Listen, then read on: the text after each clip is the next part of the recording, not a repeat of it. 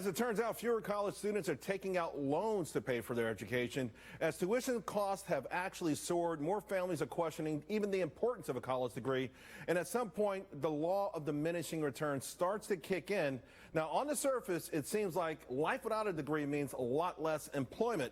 And those numbers behind me suggest that, but it's also true that folks with college degrees are more likely right now to be in the labor force, to be employed. But that data does mask the fact that millions of college grads right now are doing jobs that don't require a degree. In fact, they don't require any serious expertise at all.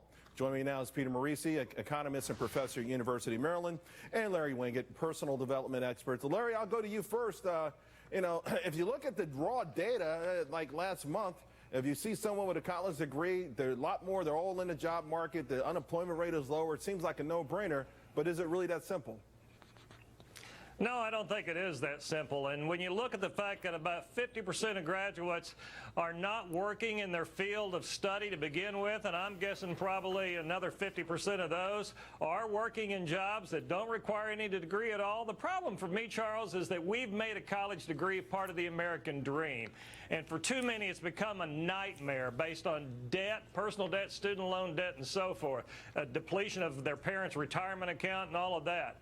When there are a lot of great blue-collar jobs that will give people financial security and won't require that kind of expense. You know, Peter, to that point, 16% of students now have a student loan. Double that, the parents have paid 32%, and even another 6% have said they borrowed money from their parents. So their parents have worked so hard for so long and saved so much money to give it to their kids for these education. I mean, we're talking perhaps a double whammy. You know, maybe they got to go back to work. This is a tough deal. Well, a lot of parents are making bad investments. You know, they're giving the kids $100,000 and telling them to live their dream and to basically do what they like. Many of the kids going to colleges today are very expensive to educate because they're not very well qualified.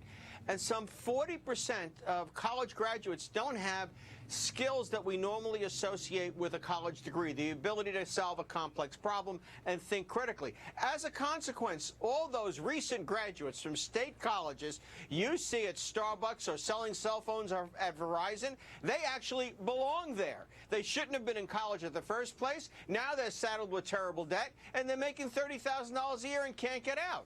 Peter, listen, you know, you're around these students all the time now. Is there this sort of overwhelming belief amongst these kids that, hey, they should be able to study what they want? This is America, after all. I mean, have they been conditioned so long that you can't dissuade them? No, my son, when he was leaving for college, wasn't terribly mature, and he didn't really know what he wanted to do. He says, you know, Dad, I'm good at languages. And I said, flat out, William, you like to live well. And I'm not going to leave you a fortune to do that. There'll be no French majors here. Until you make up your mind, you're majoring in finance. He went off, he did that, he got a degree in finance, and now he's at law school and doing quite well and working on Wall Street this summer. You know, to some extent, you just can't assume an 18-year-old is that mature and should be making those kind of choices. Most 18-year-olds that make those choices regret their choice when they're 25. I'm sending my son to a program called Gap Year, which is a sort of, to your point, it's a mini college kind of thing where you get set up before you make a real determination. It ain't cheap, but it's something that will stave off the 18-year-old mistake you're talking about. But you know, Larry, having said all of that, it feels like maybe the marketplace is starting to curb this a little bit. You know, people aren't taking out the loans, but they are going to other folks, including their parents, for this money.